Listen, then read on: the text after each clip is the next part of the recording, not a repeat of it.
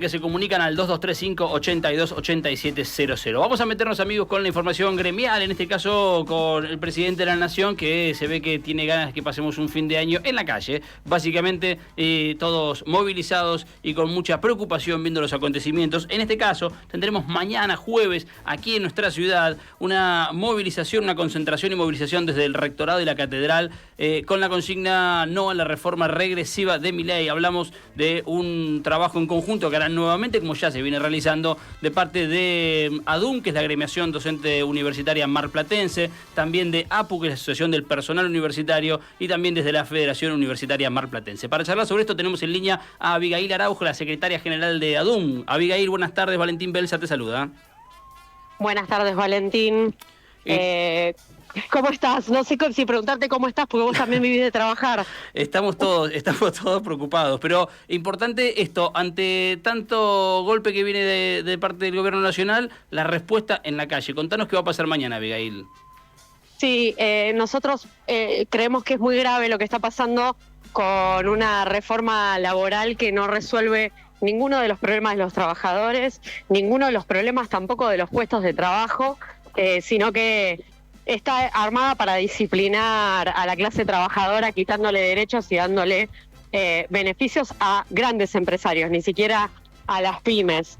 Por lo cual vamos a estar en la calle en Mar del Plata, todos los gremios y las centrales, concentramos en la catedral a las 17 horas. Bien. Pero nos parecía importante a la comunidad universitaria tener nuestro punto de encuentro, ya que estos 2 años hemos inundado las calles juntos y juntas, por lo cual vamos a primero convocar al rectorado a las 16:30 horas y nos vamos a mover al punto de concentración. Puede haber, Abigail, gente que crea que una reforma de estas características puede servir. ¿Cómo le explicamos a quien esté escuchando que esto no genera trabajo y que claramente no va a generar condiciones positivas para los trabajadores? ¿Por dónde lo encaramos? Mira, nosotros lo encaramos por explicarle primero a nuestros afiliados cómo este tipo de supuesta modernización en realidad viene a atacar todo piso de derechos que tenemos los trabajadores asalariados. Pero para la masa de trabajadores y trabajadoras en general, quienes trabajan en relación de dependencia, quienes son monotributistas, quienes están registrados y no registrados, hay que saber que lo que genera trabajo en este país, donde el 80% de los puestos de trabajo los dan las pymes, es la activación de la economía interna y del consumo.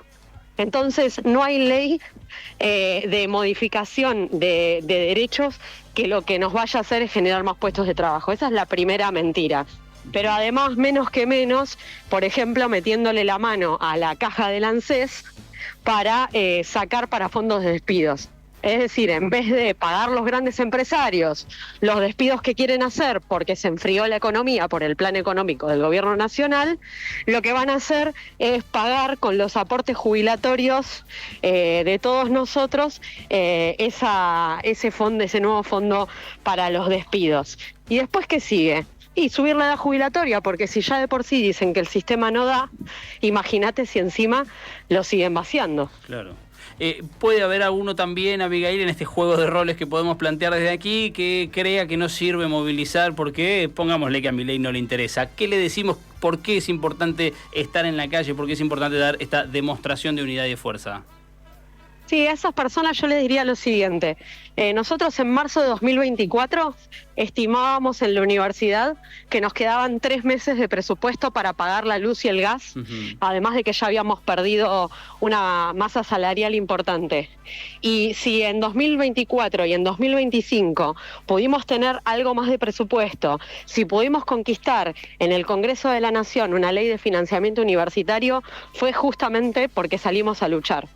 La lucha no siempre tiene un rédito inmediato, sino que es un proceso largo y planificado y organizado que tenemos que enfrentar. No podemos dejar ante semejante atropello el silencio o la inacción. Me gusta como punta de eje entonces para la convocatoria de mañana. Vamos a recordar a Abigail, desde las 17 en Rectorado van a estar, ¿no? Nosotros vamos a estar 16:30 en Rectorado y a las 17 ya nos vamos a mover para la Catedral con el conjunto de las centrales y movimientos sociales. Ahí estaremos, por supuesto, acompañando. Abigail, cuentan con nosotros, ya lo sabés, en este gran trabajo que vienen haciendo hace tiempo ya. Te mandamos un abrazo y te agradecemos. Muchas gracias, abrazo para ustedes también. Ahí pasaba, amigos, la palabra de Abigail Araujo. Ella es la secretaria general de ADUM, que es la agremiación docente universitaria marplatense. Estamos hablando de la movilización que habrá mañana jueves, en este caso también desde la universidad. Los gremios de docentes y del personal no docente de la universidad y también la Federación Universitaria Marplatense. Amigos, aquí en Brujos y Científicos lo charlamos, lo analizamos y, ¿por qué no?, también advertimos que vamos a seguir insistiendo por ahí. La actualidad política y la literatura tienen algo en común. Requieren una buena lectura. Pensá en el comienzo.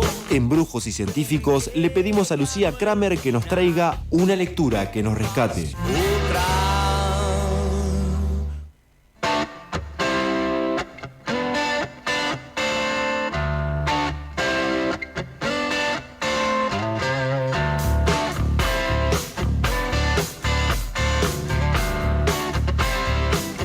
Muy bien, amigos, en Brujos y Científicos vamos a saludarla. Primero tenemos que decir los datos duros que nos obliga la crónica periodística, que ella es licenciada en Letras y magíster en Filología Rusa. También tengo que decir que es mi amiga, que es mi prima, pero ante todo Lucía Kramer es campeona del fútbol argentino, así que así la saludamos. ¿Cómo anda, mi querida Lu?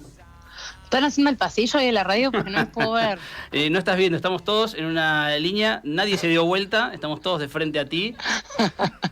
Felicitándote, ¿qué se siente ser campeona? La verdad, una felicidad muy enorme.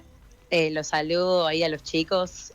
Primero, nada, decirles que después de tanta falta de respeto de los últimos programas, yo realmente espero que este sábado puedan ver al pinche, que puedan realmente hinchar por el próximo campeón del torneo y el 2025. Así que, primero eso. Bien. Espero que dejen de faltar el respeto al campeón. Y segundo, nada, una felicidad muy, muy, muy enorme. Hubo gente de este grupo que decía que iba a ganar Gimnasia en el cruce de estudiantes Gimnasia. Creo que ya te enteraste de eso. Sí, me enteré. La realidad es una lástima que piensen eso, porque no sucede, chicos. Por más mística que le pongan, Gimnasia es un equipo muy chico, muy chico. Está agrandada, bueno, Lu Kramer y Julita González, también las dos campeonas pincharratas del fútbol argentino, junto con Rosario Central. Son los dos clubes que este año han sido coronados.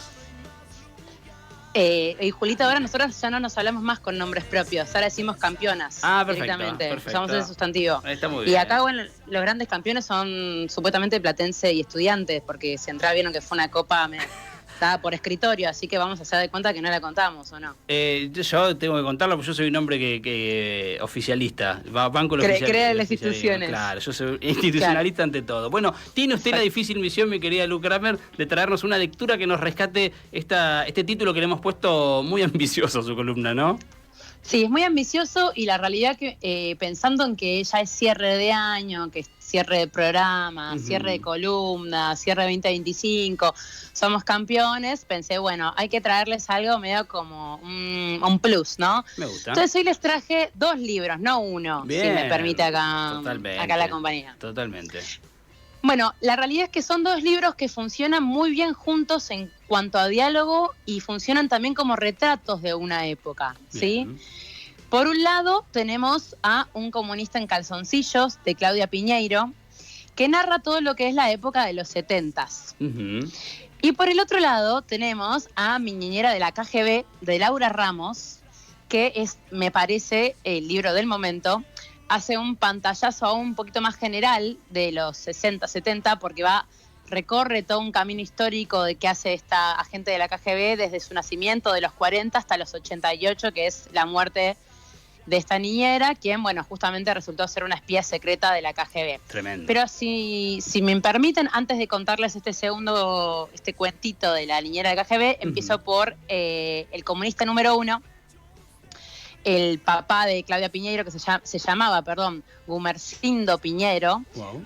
nacido y criado en Bursaco, el papá de la escritora, que se peleaba y hasta por momentos no le importaba reconocer que el único evento social importante del barrio era mover el festejo del 20 de junio de Rosario a Bursaco con la Comisión por la Reivindicación del Monumento de la Bandera. Buenísimo. O sea, ya empieza, ¿no?, como la cotidianidad de la provincia a mostrar un poquito cómo eran esos eventos previo a la dictadura, momento isabelita, que es, bueno, un poquito el estado de situación. Y acá en realidad lo interesante del libro, que si bien no es un libro muy complejo, lo interesante está en el detalle, en lo velado, en cómo se narra el día que cae el gobierno isabelita, cuando Claudia, o sea, la narradora y a la vez protagonista de la historia, va a esta escuela de monjas, tenía un examen de geografía, y las monjas, sin explicarles absolutamente nada, le piden que vuelvan a todos los alumnos a sus casas. Se había cancelado las clases porque había asueto, le habían declarado asueto, pero no explicaban por qué, y le pedían en sus casas que le explicaran los motivos, le pidieran los motivos a sus padres. Claro. Entonces hay como una cuestión, ¿no?, de escenarios de la vida cotidiana que Claudia Piñeiro trae de una forma tan inocente con una niña de 12, 13 años. La historia, bueno, de una familia sencilla, un padre, una madre, un hermano, una hermana con convicciones comunistas en el caso del padre. Una familia muy aferrada a la clase media, por momentos demasiado aferrada, como consecuencia, bueno, de un papá venido menos, un ex profesional que se la pasaba vendiendo pollos, ventiladores, medio como productos de primera necesidad para los hogares. Uh-huh.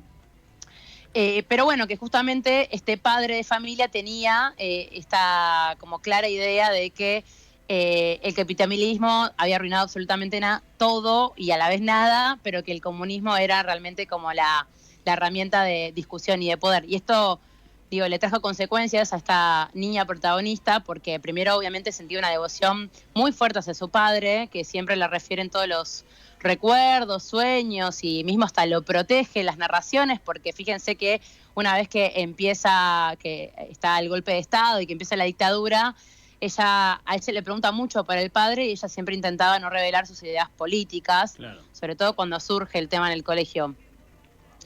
Y bueno, un comunista en calzoncillos es un poco eso, ¿no? La crónica familiar de un adolescente que ve, que siente cómo empieza este golpe a modificar su vida entera, la de su familia, la de sus compañeros de colegio. Y son estos pequeños momentos de un adolescente de 13 años que, confundida, experimenta, bueno, cambios en su cuerpo que les narran muy bien, conversaciones con sus compañeritas que le decían, pero el golpe militar es, ¿sabes qué?, para calmar un poquito los subversivos que mataron a niños en hospitales y en escuelas. Claro. Y son esta sencillez, inocencia, hasta un poco delicadeza que Claudia comenta un poco, bueno, este despertar político que sentía ella y sus compañeritas por, bueno, estos pasillos de esta escuela cristiana que no terminan de entender bien qué pasa en esta sociedad aterrada, en estado de alerta constante. Pero bueno, es un poco eso, ¿no? Una crónica de la patria desde la familia, desde la infancia. Me gusta. Así que se los recomiendo, es muy fácil de leer, es muy cortito, serán unas 100 páginas, es letra grande, así que se lee, si quieren, ustedes, bueno, no van a ir a la costa, van a estar ahí en la playa, pero se lo pueden llevar, es un libro muy de playa, muy fácil. Bien. ¿Y el otro? Y el segundo, este es un poco más interesante, también hablamos de comunismo, de alguien comunista, de protagonista. Y acá también viene, ¿no? La patria de la infancia, nos metemos de lleno en un libro que es más de investigación. Uh-huh. Acá Mi niñera de la KGB, de Laura Ramos, la protagonista, que es esta Laura Ramos, nuestra narradora, nos trae los relatos de su infancia, adolescencia, y empieza como a construir una serie de diálogos que se establecen entre sus dos infancias en realidad, una ligada más a la violencia institucional de los 60 en Uruguay, y a los 70 en Argentina, con esta como infancia perdida a través de la vida de sus padres, intelectuales, militantes, el padre con una familia paralela, la madre una feminista que también, ¿no?, como no, estaban en todo menos en la crianza de sus hijos. Y acá viene entonces el personaje principal, que es esta especie de niñera, que es la que justamente rescata un poco a estos niños de esta como deriva en la infancia, uh-huh. María Luisa.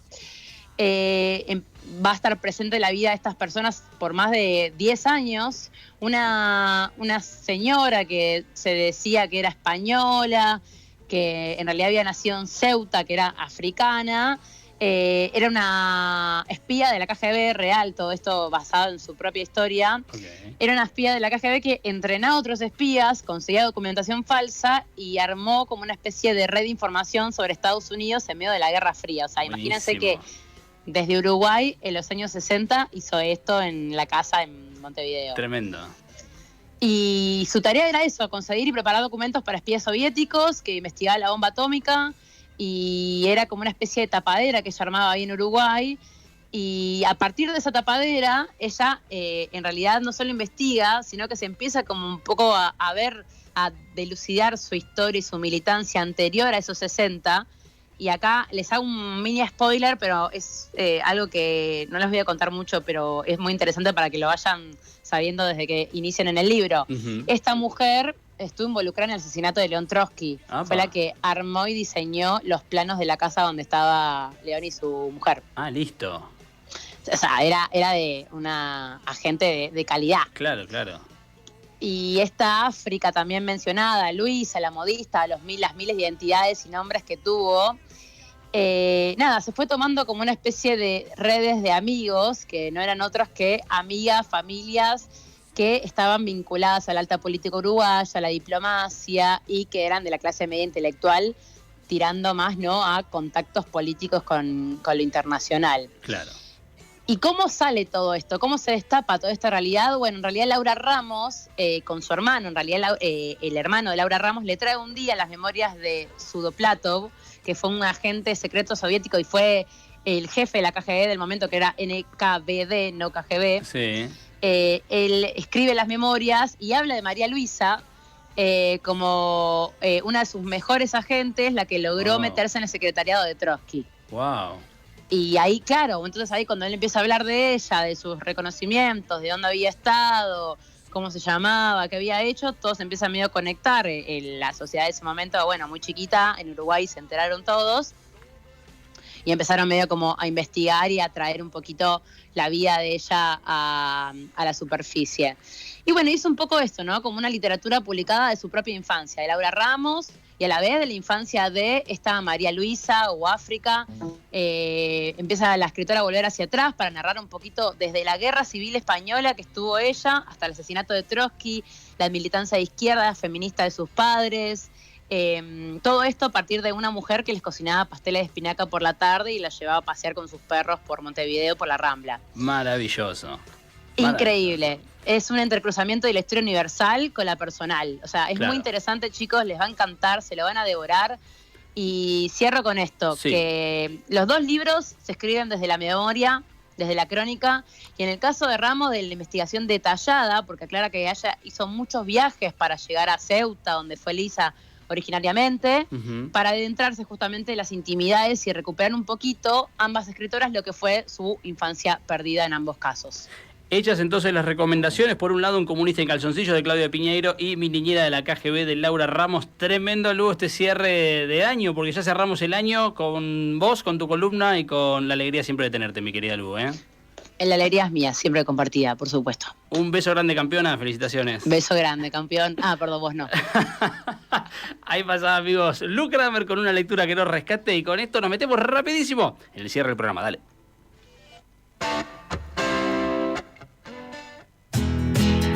Tal como vino se fue, como los malos perfumes dejó su olor en la piel y en el aire una nube. Nos vamos, amigos, tal como vino se fue este programa, el último del 2025. Antes de cerrar muy breve, se viene este viernes un tremendo show. Viernes 19 a las 21 en el Teatro Colón, la Banda Sinfónica Municipal con su director José María Ulia, que le mandamos un abrazo grande, no pudimos tenerlo al aire. Harán la misa criolla, el coro municipal Coral Carmina, con unos invitados tremendos, un gran trabajo el que hacen. En particular vamos a destacar a los Albornoz. Nuestra querida bruja y científica Lucía Albornoz con su hermano Ariel estarán juntos en este tremendo show. Viernes entonces a las 21. Nos tenemos que ir, nos quedamos sin más tiempo, amigos, y nos quedamos sin más año. Recuerden que nos reencontraremos en el 2026 con esto que es Brujos y Científicos. Para nosotros es un placer enorme, gracias a todo el equipo que hace un tremendo trabajo programa, con el compromiso de seguir, obviamente, en el 2026, seguiremos con estos Brujos y Científicos, que es un programa que, bien lo decía Mariotos, a él se le habíamos robado la idea, así que valga la aclaración. Este esta idea obstinada que tenemos de seguir arrojando botellas al mar con mensaje de naufragio, porque sabemos, tenemos la convicción absoluta y el deseo también de que siempre habrá alguien del otro lado de la orilla. Siempre habrá alguien que reciba esa botella con mensaje de naufragio y tal vez lo convierta en un diálogo y desde allí empezaremos a crecer. Y si no, nosotros seguiremos insistiendo. Amigos, nos reencontramos, sí, del otro lado de la orilla del calendario. Nos reencontramos porque seguiremos haciendo este programa, amigos, y seguiremos... Para Mike, le mandamos un abrazo grande, seguiremos bailando sobre el abismo, que ya le estamos encontrando el gustito, me parece a eso. Chau, amigos, nos reencontramos en el 2026. Esto ha sido Brujos y Científicos. Chau, que pasen bien. Un hombre en aquel extremo levanta